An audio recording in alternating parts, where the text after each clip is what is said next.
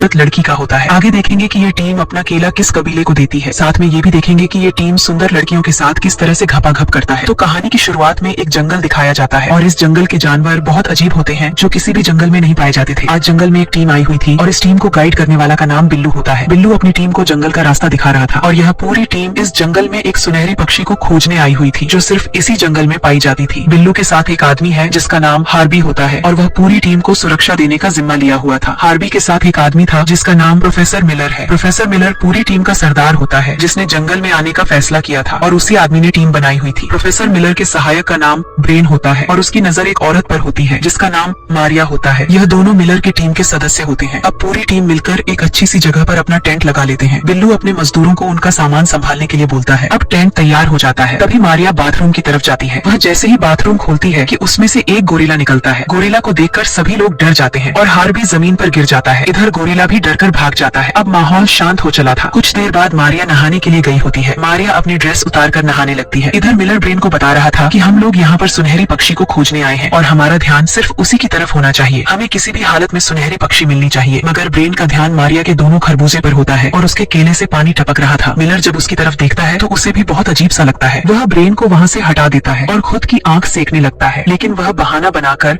Brain को एक दूरबीन देता है और वह ब्रेन से कहता है कि तुम जाकर सुनहरी पक्षी को खोजो और मैं भी तुम्हारे पीछे आता हूँ। अब ब्रेन को जाते ही मिलर फिर से मारिया को देखने लगता है और वह भी मारिया को लेने के लिए सोचने लगता है। इधर ब्रेन एक ऐसे पेड़ पर आ जाता है जहाँ से वह मारिया के खरबूजों पर नजर डाल सके। वह वहाँ से मारिया को दूरबीन लगाकर देख रहा था कि तभी उसके पीछे एक गोरिल्ला आ जाता है। अब ब्रेन को लगता है कि मिलर आ गया है, पर यह तो मिलर नहीं था। अब जैसे ही ब्रेन ने गोरिल्ला को देखा तो वह बेहोश हो गया। अब रात का सीन दिखाया जाता है। रात के वक्त सभी लोग डिनर के लिए बैठे होते हैं। यह अपना डिनर शुरू करते हैं कि तभी इन सभी को एक जंगली आदमी दूर से देख रहा होता है। वह जंगली आदमी इन सबको देखकर चौंक जाता है। इसी बीच हार्बी मारिया से पूछता है कि तुम यहाँ क्यों आई हो। तब हार्बी को पता चलता है कि मारिया का पति यहाँ पर जीव जंतुओं की खोज करने के लिए आया हुआ था और तभी से वह गायब है। उसके साथ मारिया का बेटा भी था और वह भी घर नहीं लौटा था। मारिया उन्हें ही खोजने यहाँ आई हुई थी। उधर वह जंगली आदमी अभी भी उन्हें देख रहा होता है और दूसरी तरफ टर्जन भी उन्हें दूर से देखने लगता है। टर्जन भी इसी जंगल में रहता है। उसकी नजर मारिया के खरबूजा पर जम गई थी क्योंकि उसने आज पहली बार खरबूजा देखा था। वह लगातार मारिया को घूरे जा रहा था और तभी उसके पीछे गोरिल्ला आ जाता है और वह उसके पीछे लग जाता है जिससे टर्जन वहाँ से भाग जाता है। डिनर करते हुए इधर मारिया के कुआं में एक सांप घुस जाता है। उसे लगता है कि हार्बी ने अपने हाथ उसके कुएं में डाल दिए हैं, लेकिन जब वह हार्बी के हाथ को देखती है तो उसका शक मिलर पर जाता है। अब मिलर जब अपना हाथ ऊपर करता है तो मारिया ब्रेन पर शक करने लगती है। ब्रेन जो कि खाने की तारीफ कर रहा था, मारिया को लगता है कि ब्रेन ने ही अपने हाथ मेरे कुएं में डाले हैं, इसलिए वह उसे एक चांटा मार देती है। अब ब्रेन उठने की कोशिश करता है और उसका हाथ खाली होता है। अब मारिया समझ जाती है कि उसकी गुफा में क्या गुस्सा है। वह डर कर भाग जाती है और तीनों आदमी हैरानी से उसे देख रहे होते हैं। अगले दिन मारिया की नौकरानी जून हार्बी के पास आती है और पूछती है